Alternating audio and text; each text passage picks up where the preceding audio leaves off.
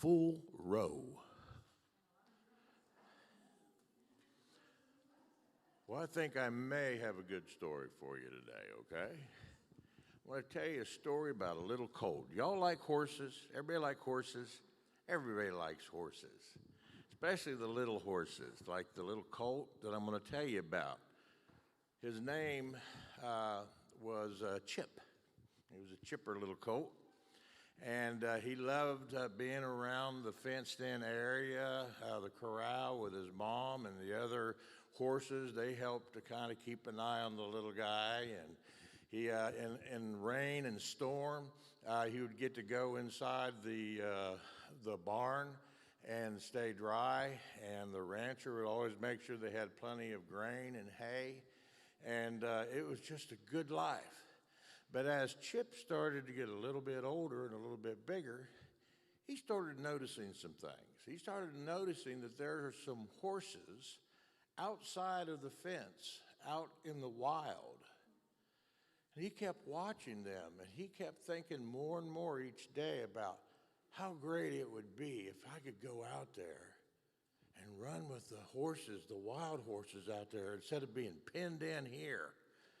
And so one day, the fence, the top part of the fence kind of broke down a little bit, and Chip thought, wow, this is my opportunity. So Chip jumped the fence, and he got out there with the other horses, and at first some of them kind of picked on him and nipped at him, but after a while, he started noticing that there was no place to go into at night. And if it rained, there was no cover for him. And then he started noticing there were things like wildcats, cougars, and bears and stuff, and wolves that he had to contend with. And then trying to find food. They had to forage for their food. Well, all of a sudden, Chip realized this wasn't as cool as I thought it was going to be. And he started longing for going back into the fold, inside the fence, where it is safe and where he was taken care of. And eventually Chip was able to come back in and be with his mom and the other horses that he knew and get the protection that he needed. So what's the moral of this story? Sometimes mom and dad sets barriers and they do things for us. Why do you think they do that? Because they don't like us? No. Because they know that it's good for you. And they know that they can take care of you and bring you up in a nice environment. And it's the same way with God. God wants us to walk within His light and not to stray out and do things that He doesn't want you to do, because it's not because He doesn't love you, it's because He loves you so much that He wants to take care of you. And so the next time you get a hankering to kind of look across the fence or the barriers that mom and dad said are God, and look over on the wild side, think twice. And it's always better to stay, within, the perimeters where that we can be safe and we're loved by our moms and our dads and with God. And so remember that the next time you get a wild thought in your head, okay? All right, you can quietly go back to your seats.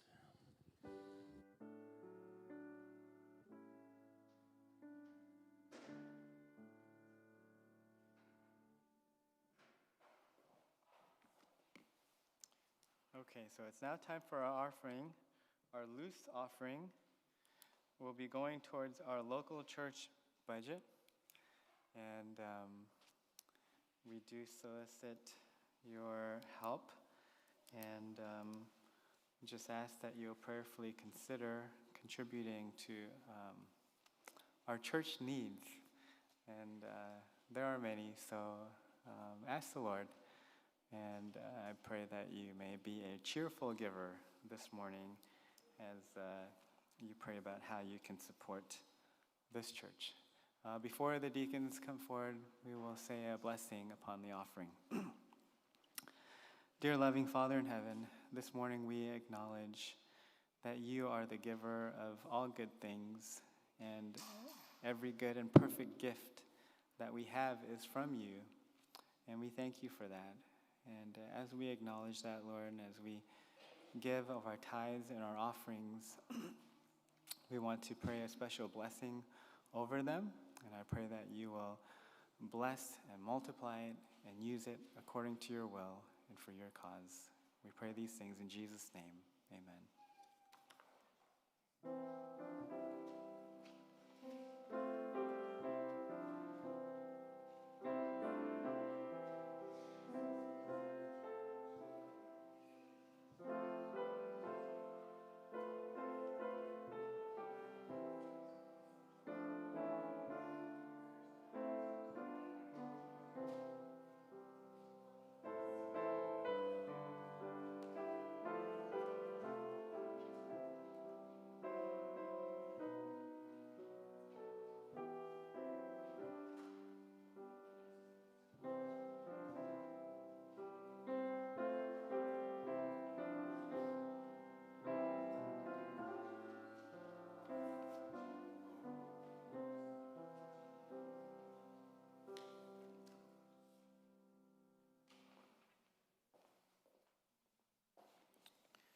Our scripture reading this morning is taken from John chapter 7, verse 17. John chapter 7, verse 17, and I will be reading from the New King James Version. If anyone wills to do his will, he shall know concerning the doctrine, whether it is from God or whether I speak on my own authority. May the Lord add a blessing to the reading and preaching of his word. And I thank our brother Jim once again for being willing to share his testimony with us. Well, thank you, Fred. Dr. Fred, thank you so much. And I'd like to say hello to everyone this morning. So great privilege to be here at this church. You know, I was just sitting here thinking, first time I laid eyes on this church. You know, I'm going to use the, maybe I could, is it okay to use this microphone here? Okay. All right, great. Yeah, I can use the microphone. That'll be fine. And, it was about a year ago. My family and I are from Georgia. Been there since 1995, originally from New Jersey. And we were looking to relocate to this beautiful area. It's when we first laid eyes on this church. And so we saw the foundations. Wow, they're building a new church here. Maybe this is the place we need to be. And so we're currently looking in the area to move to this area. We're excited to. The family's not here with me today. They're actually on vacation in Florida, and they said, "What kind of family is that?" They leave the head of the family over here. But I had some work I had to take care of anyway. So, but anyway, what I want to share with you today is my testimony of how I came to know Jesus Christ as my Lord and Savior. Not your typical story. A lot of times people have problems with drugs, or they're in prison, or kind of strange things that happen to them. But this was a kind of really strange what happened to me, and how the Lord took me out of atheism and brought me into Adventism. And so I'm going to, let's see here if I work this. This is the name of the sermon, Total Transformation. And one of the themes of my life has been, whatsoever thy hand findeth to do, do with all thy might, from Ecclesiastes 9:10. And so this is my family who's down in Florida right now. I'm on the left hand. This picture was taken actually in Brazil, and you're going to learn about the Brazil connection. This is in, you ever heard of Ipanema Beach before? Ipanema, the girl from Ipanema? There's a song that's on Ipanema, near Ipanema Beach in Rio de Janeiro. It's one of the beaches in Rio de Janeiro. We're at a restaurant there. That's me on the left. My son is on the left. Both my son and I are born in New Jersey, both Americans. And the two women on the right are my wife and my daughter-in-law in the upper right, and they're both from Brazil. And this is my daughter Jennifer in the middle, and her husband Nick, and they live in Rome, Georgia.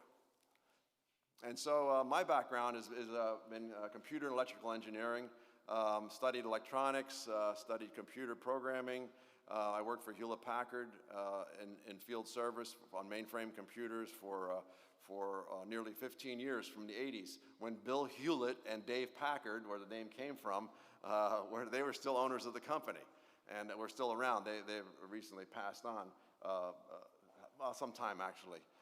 And then I also worked for Georgia Tech as a researcher there. I was on the faculty there, doing programming for the Air Force for radar de-interleaving systems, for unscrambling radars when the aircraft gets a radar from two different places, and I did work on that. I worked for another company called Simplex out of Springfield, Illinois.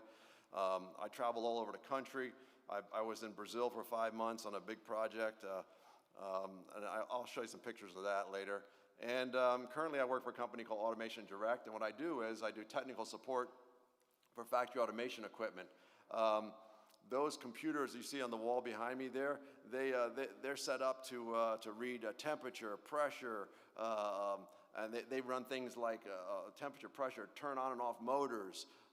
They run things like car washes, breweries, drawbridges, things, the whole range. And people call me up and want to know what to get. And once they get it, they can't get it to work. And so I work from my house, and I talk to them I talk on the phone all day. That's what I do right now. And so I've done other things too. And I've owned a wholesale bakery. This is me and my father-in-law running a bakery we had in Kennesaw, Georgia, where we ground wheat and made whole grain bread in this bakery. And this is one of the 100 loaves coming out of the oven at one time. We had to put those aluminum spacers in between because the loaves rose so much they would stick together. And so, and also I wrote a book called, my book first came out, it's called Vegan Health and Strength, How to Build a Strong, Healthy, Muscular Body on a Plant-Based Diet. I've been involved with bodybuilding since I was 16 years old, all the way to the time I got married, like 10 years later. There's an article about me, if you want to read it, Adventist Bodybuilder Grows Muscles on a Vegan Diet on Adventist Review, if you want to read that article about some of the things I'm going to tell you today. And I grew up in the great state of New Jersey, and it's called the Garden State. You know why it's called the Garden State? Because the soil is so fantastic there. It's like a foot or two of black loam, and then underneath it, it's like sand. The drainage is incredible. And you know, here in the South, you dig a hole 12 by 12 by 6 foot. It rains, water will fill in the bottom. Not in New Jersey. And when we were kids, me and my friends would dig a hole like that in like a day and put logs across the top, make an underground fort. And there'd be all the water would drain. It was just amazing. The soil in New Jersey is amazing. The Garden State it's called. So grew up there. And my mother and father were pen pals when they were kids. This is a picture was actually taken in Brazil. And this is the first letter my father sent to my mother. It says, Jim Gurtner, his same name as me, 16 years old. We have all the letters, all the original letters. They wrote back and forth for 6 years. My father went to Brazil, met my mother down there, and then got married to her like 6 weeks later and brought her back to New Jersey. And that's where I grew up, in New Jersey. And my mother was a Seventh-day Adventist. And but she came to the United States, and she left the church though, and she started going to college and Rutgers University, and was very studious. And she taught me that Adventism was some kind of crazy Brazilian religion. At least that's what I thought, because all the family in Brazil on her side were all Adventists. You know, and then another thing she did too is she didn't teach me Portuguese, so I couldn't even talk to my relatives when I went down to Brazil. So I had no communication with them to even understand anything. Well, let me put it this way: New Jersey is not exactly the Bible Belt, okay? and there, I mean, I didn't know anyone in high school who wasn't drinking alcohol. It is a rough place to grow up as a kid. I was a lower middle class neighborhood, but this is a picture of my father. He was a Methodist. He grew up as a Methodist, but in our household, imagine this: we never had a prayer, never a mention of God except to take the Lord's name in vain. And so I didn't grow up with no religious preconceptions but my father was a heavy equipment operator, welder, mechanic. He was a smoker and a drinker, but we have to take the things that are good from our parents. No matter what things they're involved with or doing. And so one of the things my dad taught me that I really took to heart, he said, "Son, whatever you do, you got to be the best at it. You got to put everything you got into it," which is a biblical principle, and what I showed here on the screen before. Whatsoever thy hand findeth to do, do with thy might. And so I really took that to heart with my dad, and in my school and my studies when I was in college, and my mother too. My mother, she left like I said, the Seventh-day Adventist Church, and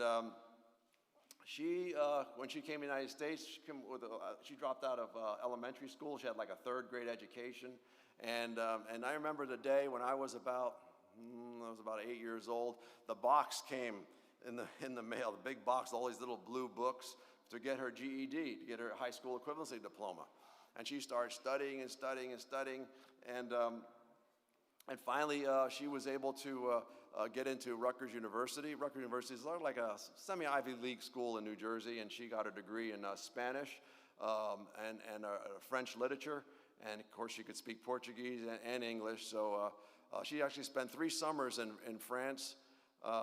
Some other things she did was she actually got a real estate license, and real estate went under, and so I said, "Mom, why don't you come to this electronics school with me and you get a job in electronics? There's a ton of work in electronics." So she went to electronics school, and she got a job at Bell Laboratories doing echo suppression equipment in a laboratory, and then she did field service on nuclear magnetic resonance machines, and so she's done a bunch of stuff. So what's the biblical principle that she taught me? It was this: study to show thyself approved unto God. So she was a student.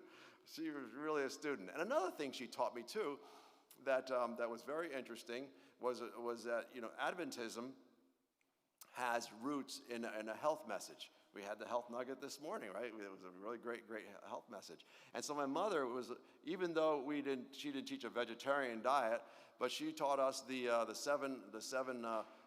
four food groups.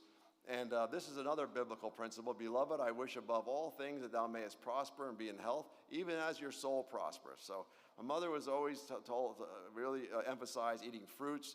But I don't know if you remember growing up, at least I remember, the 4 food groups: the meat group, the dairy group, the fruit group, and the vegetable group, right?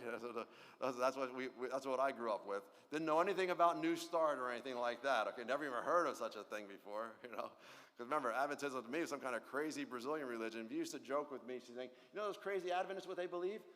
"What do they believe, Mom?" "Oh, that Jesus is coming in the clouds with trumpets and everything."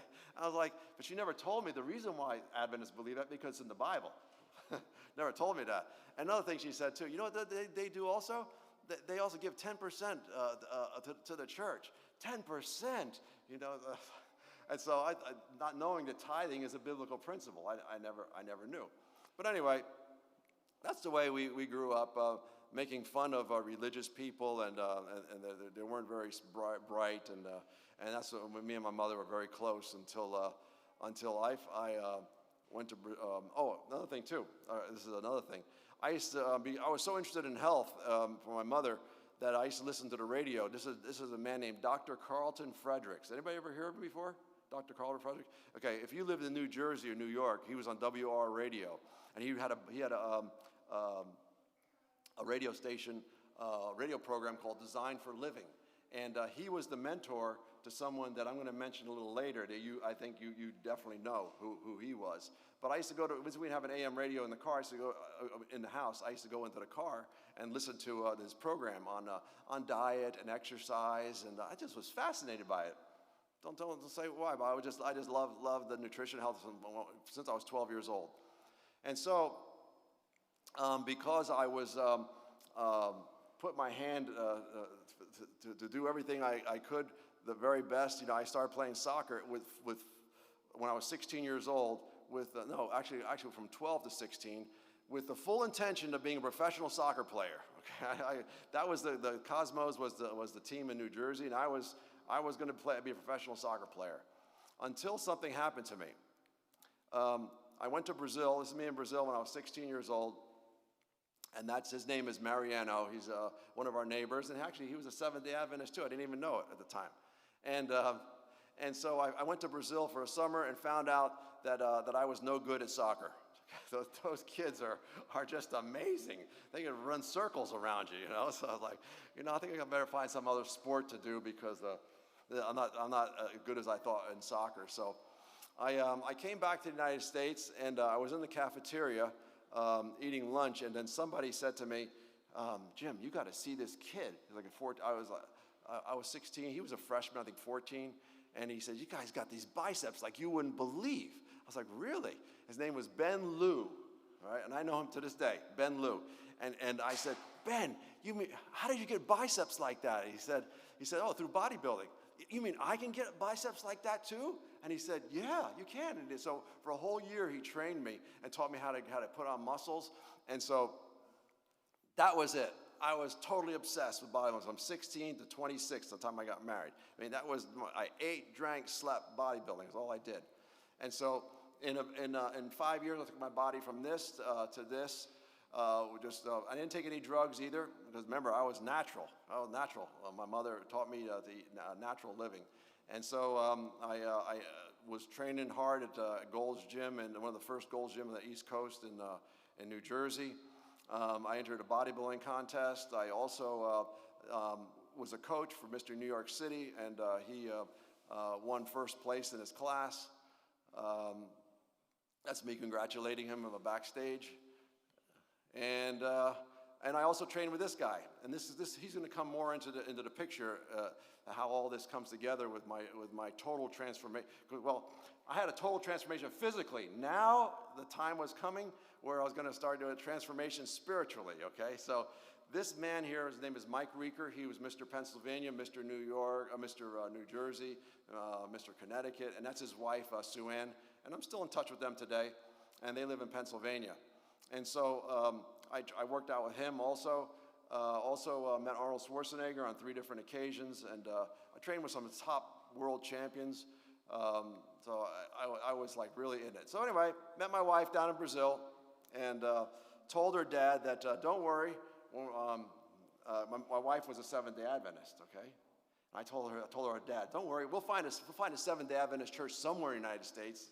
You know, so my wife was like, no, the Seventh-day Adventism started in the United States. I said, really? I had no idea. I said, okay, I'll find a place for you, you know, and I'll find a church for it. And her father thought I was a blank slate, that I really didn't have any preconceived notions of like, because I wasn't born up with any religious, so I didn't know what to think about religion really. And I remember being in the locker room and talking to my friends that I was going to get married, and they were like, no way, you're not getting married. Like, yeah, I'm getting married. And I said, one thing, you know, I know she's religious, I said, but the good thing about their religion is they're interested in health. And so that was a positive to me. Okay, so I thought that was a positive. So anyway, so I took her to this church here, Rockaway, New Jersey. Little tiny church, and that's the very little. Today they have a restriction of they usually 5 acres for a church, but that was like a little tiny, like half-acre church, built by the grandfather of the head elder. And I started attending this church, and with my wife. And I told the people at the church, I said, I introduced myself. This is my wife's church, not my church. And so what happened is one of those weekends. This is where Mike and Sue Ann, that couple I showed you, they live out in Pennsylvania. We lived in a town called Boonton, New Jersey, which is just north of Morristown, New Jersey, where George Washington headquarters is. Anyway, so my wife and I, it was a Saturday night, and I told my wife at that time, we went to bed at night, and I told her that I'm not going to church anymore. I've had it. I have things to do on Saturday. I got clothes to wash. I got shopping to do. I don't want anything to do with the Sabbath. And I said, this thing about religion is not true. And so now she started to discover that when I said I was an atheist, that she really started to realize that this man didn't really believe in God after all. And now she's wondering if she made a big mistake. And so all night we talked, from midnight all the way till 6 in the morning, until finally at the end, with tears streaming down her eyes, she said, "Don't ask me, you could do what you want, but don't ask me not to believe," she said. And she explained to me, how could these people who have given their lives for this message, who have died for this message, and done so? And I said, "I really don't know. I don't know." I said, I'll do some research, I said. I'll do some research and looking into this. And so I felt bad that I called my new fiance, my new wife, to cry, and so that we were all very tired at that day at breakfast, because we were up all night. That's me and my friend Mike's house there. And so what happened was, during this time, and from 16 to 26, when I finally got married at 27, one thing I would do is I would record tapes off the radio. Anybody ever done that before? Cassette tapes on the radio? You're showing your age. Cassette tapes on the radio. And the music on these were not country western or easy listening music. They were hardcore heavy metal music. Okay, I mean to the core, satanic to the core. And we would record these audio, and we would take them to the gym and give them to the owner of the gym. Said, "Play this while we're working out." And one of the ones was Ronnie James Dio. I mean, this is the image from basically what people's mind, what hell looks like. There was another one, and it's so interesting that these albums have names that have religious overtones on them, which is very strange. Like, this is Judas Priest, and you can't see it in really tiny letters. It says Defenders of the Faith. Very strange, Defenders of the Faith. Another one here called Animals.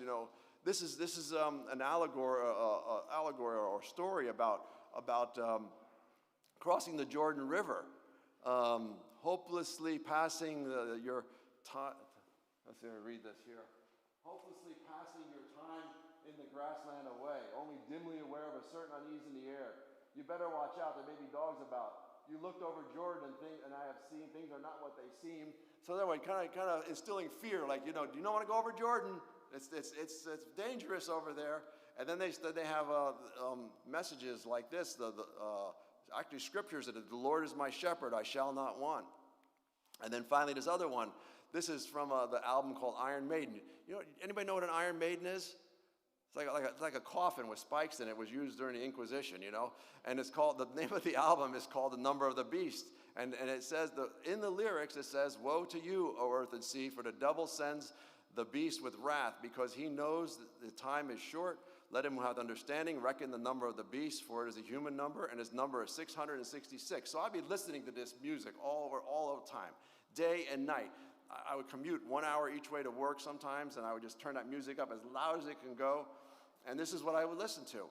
And I started thinking, maybe there was something to all this. And I used to work out with my workout partners. And one of my workout partners, I asked him, I said, "Do you maybe think there's something, a satanic influence, that there actually exists? Maybe a satanic influence of some kind?" I had questions. Because this was I was very questioning about what I was listening to. He looked at me kind of strange. And so, this is the apartment my wife and I lived when we first got married, in a little one-bedroom apartment up there, and it's called in Boonton, New Jersey. And we actually visited this place like last month. We went up there and we actually took pictures in front of this place. And so I came home and I turned on the TV. Oh, when I came home, she was sitting on the couch and she was wasting her time reading that book again, the book, the Bible. And so, and I turned on the TV and they were playing this video called The Omen. It's about a boy who was born with the birthmark 666 on the back of his neck, right underneath his hairline, and how he actually, through accidents, killed his mother and father and was adopted by the President of the United States. And it was and it was raised by Catholic priests, and it was like a mixture of all these different things that we're all familiar with, and it was very about him ended up being a political figure, and so I was telling my wife I was very excited about this, and I was telling my wife this story, and she says to me, "Well, you want to know what the Bible says about it?" And I said okay. And I wasn't really interested because the Bible had no authority to me. And so I sat down and she started explaining to me. It just happened that the Seventh-day Adventist Church at that time was doing, she had brought her Sabbath school quarterly from Brazil. And it says there, it says adults at the top, third trimester, it was 19, what was it? You can see it, 1989, yeah. Second part at the bottom, it says apocalypse, second part. What does apocalypse mean? Anybody know what apocalypse means? Sorry? It is revelation. It's Portuguese for revelation. And it says present, triumph in the present and future glory at the bottom. And so she started explaining to me, and I wasn't really listening because, like I said, the Bible had no authority to me. And then she flipped the page to this, and she said, this is what the mark of the beast is, Vicarius Filii Dei, adds up to 666. It's on the Pope's mitre, the lesson said. And I stood there stunned. I said, you've got to be kidding me, I said. It was like my life was like split in half by lightning. I said, your church teaches this? And I said, this is fascinating. I said, I got to study more about it. Of course, there's more marks of identification than just this, okay? But I was just completely fascinated. I called my mother, Mom, did you know about this? She goes, that's just a coincidence, son. Just forget about it. And so, but I got to look more into this. And so I started studying more about Bible prophecy. And what happened was that I'm going to talk about, you know who this is? And he's founder of It Is Written. Founder of It Is Written. So here's the problem I had. I started studying about Bible prophecy. I was like, oh, there's a big problem though. How could I believe Revelation and Daniel if Genesis isn't true? I mean, the scientists say the earth is billions of years old, and the Bible says that the earth is only 6,000 years old. God created the earth in 6 days and rested the seventh. Now, how could they be that far off? How could they be that wrong? And so I was kind of disappointed, and a few weeks went by. Now, I had been watching It Is Written with George Vanderman, and he had a special guest on, this man here called Robert Gentry. Robert Gentry was a physicist, and what he did was he took granite and he sliced it really thin, and in there was radioactive halos, which only exist for a short period of time and disappear. Now, scientists say that granite has cooled over millions and millions of years, so these radioactive halos should not be there. And then he said when he was studying these, he knew that this granite was not formed over millions of years, but it was formed instantaneously. And that's why the scripture popped into his head. He said, let all the earth fear the Lord. Let all the inhabitants of the world stand in awe of him. For he spake, and it was done. He commanded, and it stood fast. Psalm 33, 8, and 9. Praise God, there is evidence for a young earth. And I said, okay, there's this evidence here. There's got to be more. So I started doing more research. And so, oh yeah, this other, if anybody's interested in young earth creationism, this guy, Dr. Kent Hovind, look up the age of the earth. It's a fascinating study on young earth. He's a Baptist, but and keeps Sunday. But I've talked to him personally. But he does an amazing job teaching people that God really did create the earth, and there's scientific evidence for it. The earth was created in 6 days, and God rested the seventh. And so I had a problem, though. I said, you know, this is God. I got evidence from from prophecy. I have evidence that there's earth was created in 6 days, God rested the seventh. But how do I really know this is true, though? How do I really know? And then George Vanderman actually said in one of his episodes, he said, if any man will do his will, he shall know of the doctrine or the teaching, whether it be of God or whether I speak of myself. In other words, just follow what God says to do in the Bible. Follow whatever his will is revealed. What's God's will? That you keep the Sabbath, that you love one another as yourself, that all the principles you learned about it. So just go ahead and try it and see if these aren't from God himself. And so I was baptized, and that was some trouble because I actually grabbed the pastor one day and I said, Pastor, I want to be baptized. What do I got to do? And he said, come to the house and we'll have a talk. And so he starts going through all the fundamental beliefs, and then they got to the part about tithe, and I said, because I told my wife how I hated the tithe, how that dish going around would get all those pastors getting rich. You know how they all get rich from the tithe, right? That's what I thought, all the pastors getting rich from the tithe. Anyway, so he's explaining to me all the different fundamental. He got to came to the part of a tithe. My wife was like, oh no, here comes the tithe part. And so I asked the pastor, I said, Pastor, what does the word tithe even mean? I didn't even know what the tithe meant, a tenth. He goes, that means 10%. I said, oh, 10% is in the Bible. It didn't mean it's not voted for by the General Conference. I thought the General Conference voted like, oh, it's 8% this year, we got to go to 10% this year. Right? It's not. It's a biblical principle. So, so I was baptized by this gentleman, this Pastor Earl Robertson in the church in New Jersey called in a town called Tranquility, of all places. And so, oh, taste and see that the Lord is good. Okay, so just try it, you'll like it. Okay, so he was a wonderful pastor too. He taught me how to give a sermon. He taught me how to give a Bible study, how to give a children's story. He said, never read a children's story, he said, always, because it's boring for the children. How to give prayer in public. Just amazing, amazing foundation. And I actually ended up becoming the head elder of the church, and we lost the pastor, and I had to preach for a whole year. And it was a total spiritual transformation for me. It was just incredible, especially mentally too, because when you're competing to be the #1 bodybuilder in the world, like I was, I was trained. I actually met and I actually trained with the #2 bodybuilder in the world named Richard Gaspari, and you think that you're #1, you're the best, you're the greatest. Now all of a sudden, now Christ is everything. We're nobody. It's like first, you can't be modest. Arnold Schwarzenegger was a big hero of mine. He says, modesty is a word that does not apply to me, and I hope it never will. Arnold Schwarzenegger said, that's me. I said, that's me. And I said, no, not anymore. We need to be modest and meek. It's totally different, totally different way of thinking. And so my wife was used to eat meat, a chicken once a week at her grandmother's house in Brazil. And her father was a vegetarian, and then she came to the United States, started eating meat like I did, 14 times a week, lunch and dinner every single day. And so I took her to a bunch of doctors. I took her to this doctor. Does anybody know who this doctor is? Okay, I'll tell you in a moment. But I just want to tell you my diet really quick. I used to eat 6 poached eggs for breakfast, a half a loaf of toast, a half a gallon of milk, and then mid-morning snack and mid-afternoon snack, 2 roast beef sandwiches, a whole rotisserie chicken for lunch.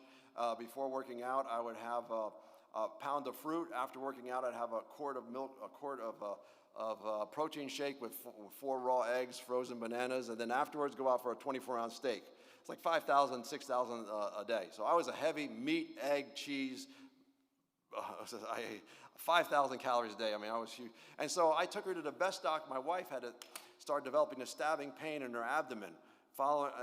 We didn't know at the time, but she was eating more like I was, and so we found out later it was because of her diet. But I took her to the best doctor I knew in New York City. And I sat at the table with Dr. Atkins, and I talked to him one-on-one with Dr. Atkins in his office. And that guy, Dr. Carlton Fredericks, was his mentor, Dr. Atkins' mentor. So it was a connection with him. So Dr. Atkins prescribed some supplements. He described a big bottle of shark cartilage, and I don't know why, but anyway, low-carb approach diet. So I tried this diet for a little bit, and so I was at a crossroads of changing my diet until I started reading these books here, and I'm like, now I don't know how this diet's going to work. This plant-based diet, because we were always looking for the very best diet for whatever it took to get the most amount of muscle, strength, and size. We want it to be massive. That's what we wanted. Now, in reading this thing here, where am I going to get my protein from? Where am I going to get my calcium from? I'm like, but if this diet was inspired by God, it's got to be good. I don't know how it is, but I'm going to step out in faith. And we got this quote here: in order to know what are the best foods, we must study God's original plan for man's diet. He who created man and understands his needs appointed Adam his food. Grains, fruits, nuts, and vegetables constitute a diet chosen for us by our Creator. And so I stepped out in faith and started with this plant-based diet. And this strip mall here, I got a picture of it, is where I started going to a chiropractor. And this is back in shortly after I was baptized, and I had a problem with my shoulder, and there was a chiropractor there, and he would do ultrasound on my shoulder, And he would, and while it was 7 minutes of continuous work on my shoulder, and while he was doing it, I would read to him, because he was looking for a church. I knew he was a vegetarian, and I read to him the book of Ministry of Healing. And in the book, I'd read this to him. Almonds are preferable to peanuts, but peanuts in limited quantity used in connection with grains are nourishing and digestible. Some simple things like that. And I was reading this to him, and he said, you know, Jim, everything you told me about your church, I want to join. How do I join? I almost fell off the bench. I said, this is my first time witnessing, and I'm like, this is like so easy. I was so happy. His name was Mark Myers. Mark Myers. And so I got him some cassette tapes. Again, cassette tape. He was listening to a Bible on tape, not Bible tape, but evangelistic series, 30 tapes on all the fundamental beliefs. And he got the part about the Sabbath. And he said, Jim, I don't know about this thing about the Sabbath, though. And I said, well, your mother's a big fan of Harold Camping. Harold Camping is the founder of Family Radio in New York City. It's a fantastic radio program. They have Bible reading fellowship, and it's really good. But they're staunch Sunday keepers. And so Harold Camping wrote this book called Sunday to Sabbath. I said, why don't you get that book and see if his argument holds water? Okay. And so in the book, it quotes Matthew 28:1. It says, "In the end of the Sabbath, as it began to dawn toward the first day of the week," this is after the crucifixion of Jesus. Okay, and basically Harold Camping says that this was translated incorrectly, and that it should be translated in the end of the Sabbath as it began to dawn toward the first of the Sabbaths. That's what he said it should be translated as. And so it says here, and in the book it says, what does this mean? It means that God has a new era of Sabbaths. It is Sunday morning. It is the dawning of a new era of Sabbaths. So what do you think? Do you think that holds water? So anyway, so I said, what do you think about that? I said, Mark, the issue of this whole book is that this was translated incorrectly. How are we going to find out? I said, you know, there's something I said, Mark, there is close to us, there is a seminary called Drew University. Why don't you go there and find a Greek professor and see if it was translated correctly or not? So he went there and he found out that the professor said no, that the author of that book is wrong. It should be as it began to dawn toward the first day of the week. It's translated correctly in the King James Bible. So it's not the first of the new Sabbaths. And so Mark was baptized. The chiropractor was baptized, and later his wife. And something else happened. It was kind of interesting. In this same strip mall here, where they had the chiropractic office, there was a health food store. And I would go in there to buy things for the health food store, and the lady in there, her name was Maida, and she would actually, it was almost like the devil himself was working through her. She'd say, I know you Seventh-day Adventists. He said, you come in here, get all that Loma Linda junk. I was like, don't you want to, I was thinking, doesn't she want to sell, food? And she's the owner of the store. And she goes, what are you trying to do, convert Mark? And I go, I said, well, Mark's actually getting baptized. My wife was with me.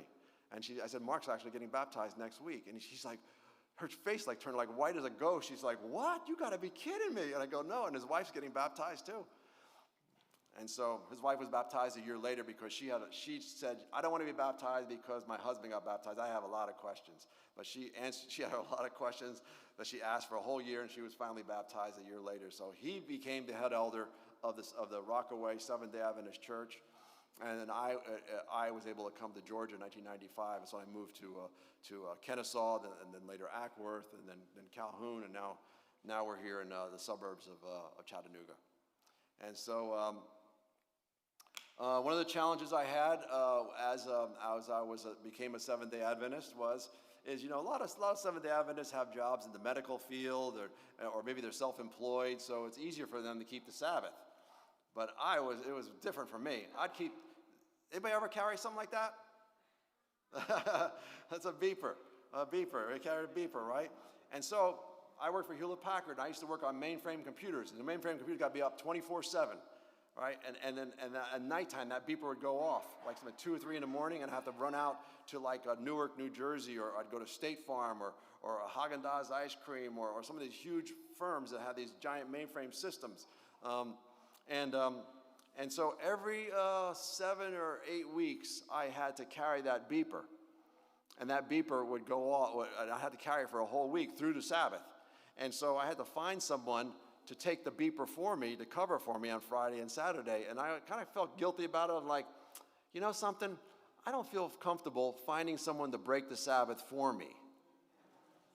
And so I said, you know what I think I'm going to do? I told my boss, I said, boss, can you take me off of the rotation? I don't want to be on the rotation anymore. He talked to his boss, and his boss says, if you don't take that beeper, then you better find yourself another job. And I said, okay, I'm finding another job. And so his boss called me and said, Jim, we got to talk about this. Why don't we get together in a room and you tell your whole team what's going on?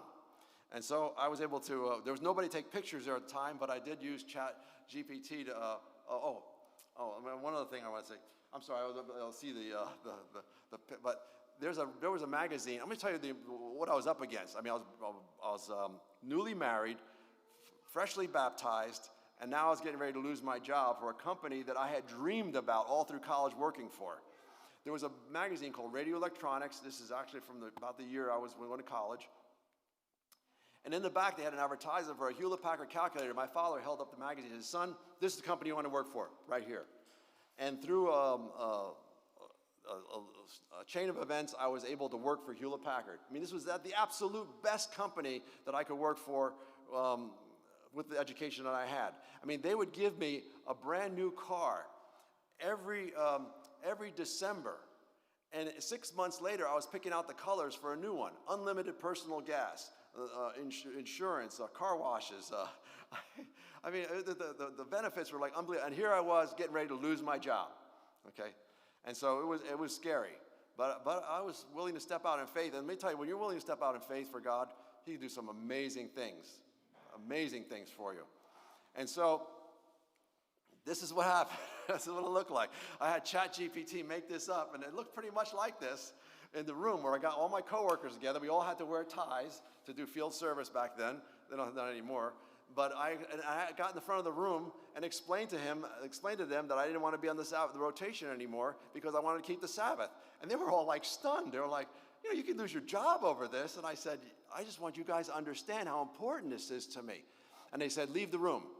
So I went out the room, and then I came back, and they said, okay, Jim, we've decided among ourselves that you we'll still be on the rotation, but when Friday night comes, don't worry about carrying the beeper. We'll figure out among ourselves who's going to carry. But in return, you will take that beeper anytime we want you to on short notice. Even if it's that night, we want you to take that beeper. And so I did. I took the beeper, and I had that beeper like week after week after. You couldn't imagine how many weeks I had that beeper. But Friday and Saturday night, I didn't have it. But I made so much money, because when that beeper goes off, you make 3 hours double time automatically. And so I was able to save up enough money to move to Georgia and buy a house. Praise God. We didn't have that. I told my wife, I was like, we got $12,000 in the bank. She's like, we have that much money? I go, yeah, which was a lot of money back in 1995. Much more, you know, inflation's eating up a lot. But anyway, so we moved to the great state of Georgia and with Hewlett-Packard. Hewlett-Packard moved me down there. They transported me, and I started working there. And so I started working out at Stack's Gym in Ackworth, Georgia. And this is me in the gym. And so some of my friends were telling me, you know, Jim, why don't you start? I showed some videos of me working out and some competitions. And why don't you get back into it again? I said, well, you know, all the competitions on the Sabbath. You know, I can't compete anymore. But there's a few lifting lifting meets where you are judged on how much weight you lift, not how you look. Why don't you enter one of those contests? And I said, well, I could try it. Yeah, I could do that. And so I started, about 5 years, I started getting into powerlifting, where you're judged on how much you could bench press, how much you could squat, and how much you could deadlift. And so I started working out and doing that. And there's a point to this story I want to get to. And I started, like my mother said, she's always studying. And so I started studying the very best ways to get the most strength out of your body. And so I started studying the writings of this man here, Louis Simmons, who was one of the best powerlifters in the world. And I actually talked to him on the phone. He gave me advice what to do. His name is Louis Simmons. And he told me about how to use chains on bars. And so the more you pick up the weight, the more change you lift off the ground, so it gets heavier as you stand up. And the reason why I'm telling you about this story is because, you know, that when I started using these chains in the gym, I actually asked the owner if I could bring these chains. I actually bought these chains, and I brought them into the gym. And I asked the owner if I could keep them in the gym, and people were ridiculing me, making say, "What are you bringing those chains in for? Why don't you just add more weight to the bar? You're trying to just look cool or something like that?" And I said, "You know, I'm doing the most advanced training techniques that known to." This is back in 1998, and so what happened was that I was using these chains in the gym, and it walked in this man here. His name is John Grove, national powerlifting champion, and his buddy. Steve Goggins, which is ranked the number one powerlifter of all time, and they asked the gym owner, "Whose chains are those?" And they said, "They're Jim Gurtner's chains." And so they came up to me and said, "Listen, we're starting a private gym. We want you to be a member of it." So I was able to be, because I was not afraid to be different. They picked me out to work out with some of the top powerlifters in the world. I mean, the girl in there was a 4-time national champion who lifted more than I could. I mean, just like incredible lifters. So the moral of the story is don't be afraid to be different. That's one of the things that attracted me to the Seventh-day Adventist Church, is Seventh-day Adventists were nonconformists. You know, they're keeping a different day than everybody else. You know, they eat differently than everybody else. You know, dress modestly, listen to different music than everybody else. We're different. We're different, but we're different in a good way. And so don't be afraid to be different, because it'll open up doors for you, like it did for me. I was able to train for these guys here for 5 years.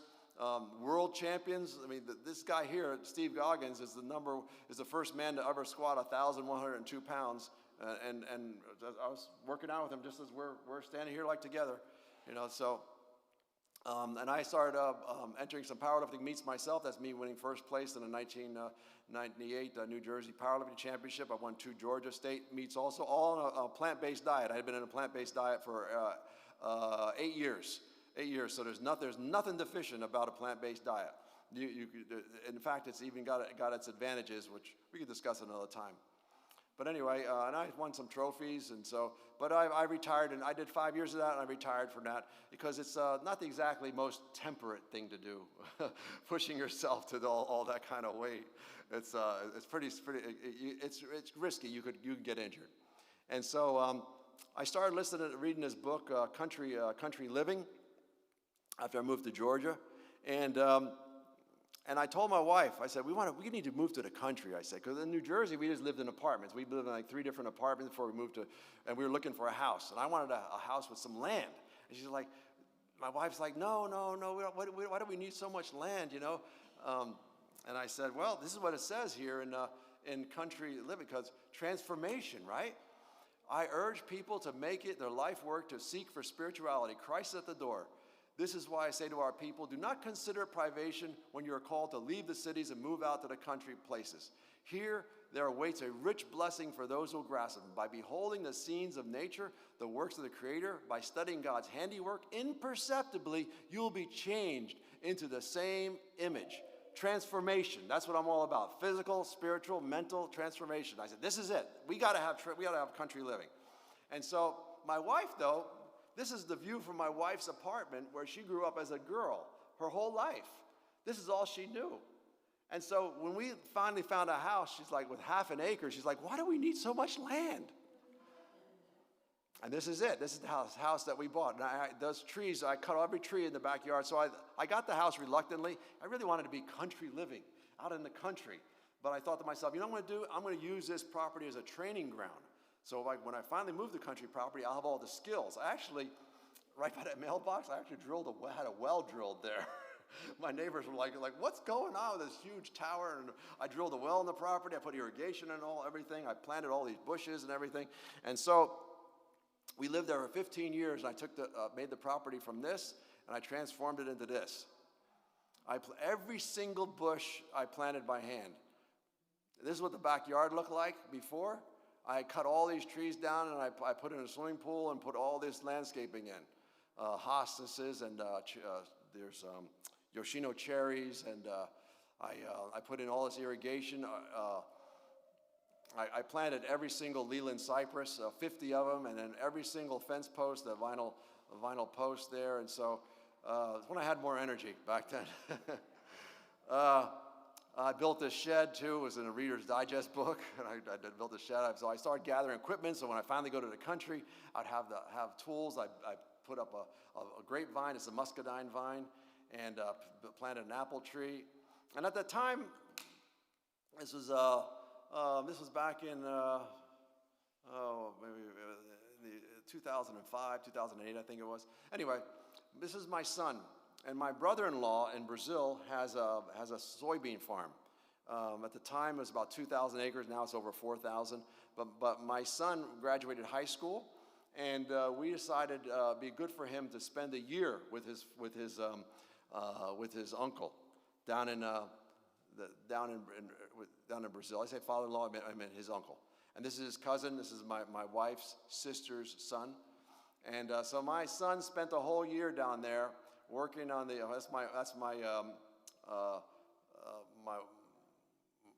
brother-in-law, I guess it would be, yeah, right? Yeah, and so, and this is my son working with seeds, and this is him, my son at lunchtime. He worked really, many times he wanted to come home, but he ended up staying a whole year, and my son went down a boy, and he came back a man. Totally changed, another transformation. And he says, Dad, I want to go to Brazil, and I want to walk in my uncle's footsteps. And I said, and my uncle, he says, he has a place for us. We could build a house here. I said, this is it. Country living our future's in Brazil, because I speak the language. So anyway, I finally learned the language with my wife, and so my son said, yeah, I'm coming back to the United States. Let's work for a few years, make some money, and we'll go move to Brazil. I said, sounds great, son. Let's do it. And so my wife's kind of reluctant because the crime is a lot higher in Brazil than it is here, okay? Here we have mailboxes outside the houses. Like, you don't have mailboxes like that, because when you come next day, someone stole your mailbox, you know? So, many places. And so we rented this, we sold our beautiful house with all that landscaping, and we rented this house in a neighborhood nearby. And while we were renting here, we were preparing for our move. I started going to technical college because I looked for a job. I was going to get a job in the factory automation field in Brazil, because it was a very high demand skill. And so I went there, and then I got a job with a company where I started working on controls. I worked on controls for this drawbridge. I actually went into the top of that tower, a little elevator. I worked with these guys here for fuel supply systems, for diesel systems, and I actually worked on this project here. All these were sent to these units were sent to Brazil to test generators before they were sent out on oil platforms in the Atlantic Ocean. So I worked on it. This is in Brazil, actually, just outside of Rio de Janeiro. Them bringing those boxes you just saw in the field, me working in one of the containers, very hot. It was in the tropics. But anyway. Loved it. It was working down there. This is some of the wiring they were doing. I can get into offline. I could talk to you the technical what we were actually doing. But that's a generator back there in the background that we were testing.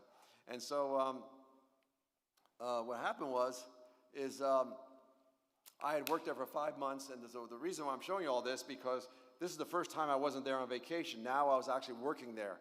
And I was actually not only working there, but living there. And I called my son, you know, living here is a lot harder than I thought it was going to be. And that's why I told my son, why don't we just stay in the United States, and we'll just visit Brazil a lot. And so my son said, Dad, I'm thinking the same thing too. Let's just stay in the United States. So we decided to stay here, okay? And I had a friend of mine who was the owner of a gym in Brazil, said to me, he said, Jim, don't confuse wanting to visiting Brazil with living here. It's two different things. And so I found that lesson from. So praise God that I was able to get a job working in Brazil to figure out how it was going to be actually living there.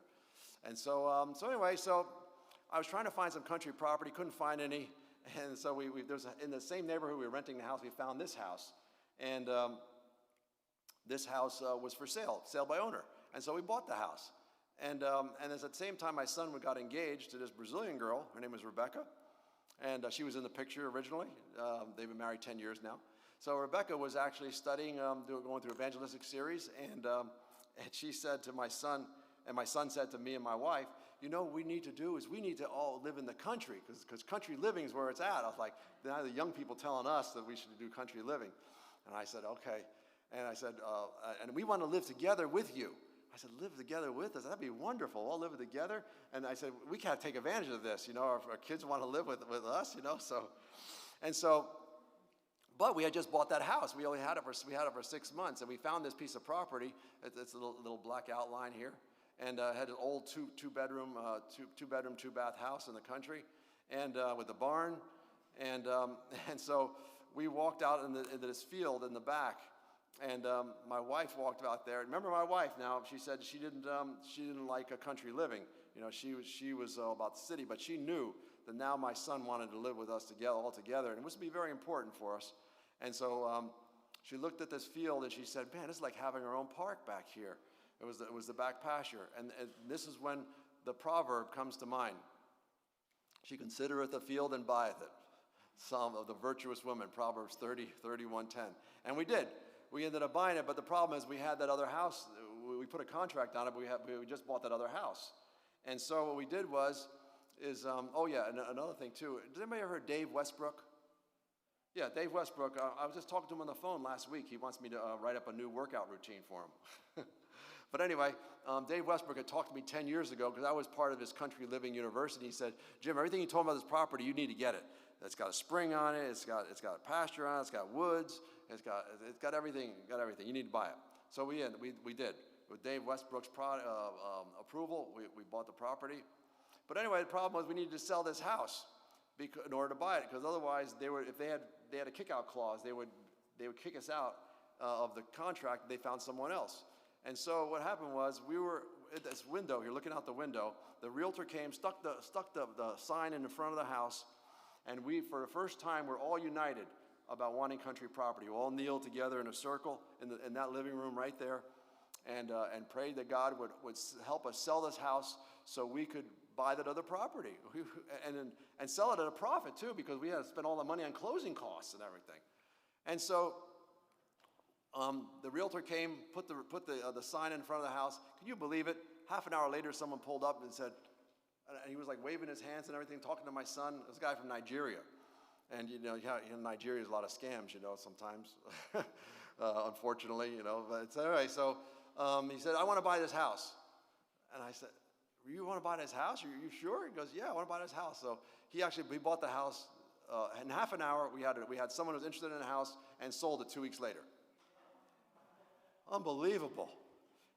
God takes you on these whirlwind experiences like you just won't believe, So we were able to get this house. Of course, only 2 bedrooms, 2 baths. How are my son and his daughter, his wife, my daughter-in-law, going to live there? And so we decided to put an addition on the house, and we made it twice as big.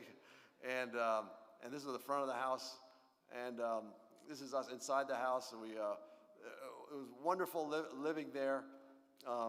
And my son, he had a pond there at property. And my son, as a present from my wife, got a load of sand and dumped it there. My wife loves the beach, and made a beach for my wife. And we blindfolded her, brought her all over here, and she was very surprised. She was crying afterwards. And this is our 2 dogs. We still have those 2 dogs to this day.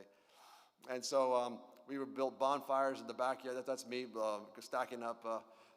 Plenty of muscle work to do on a farm, stacking up all the trees, the fallen trees we found in the woods. My old '71 Ford tractor, and having a big bonfire in the back pasture, and we would have celebrations in the backyard. It was 23 acres, by the way. That was the front pasture where we had a big garden, and we would hay it also. The neighbor would come and make hay. That's a gym in the second floor of the barn that I worked out in. And these are all our neighbors.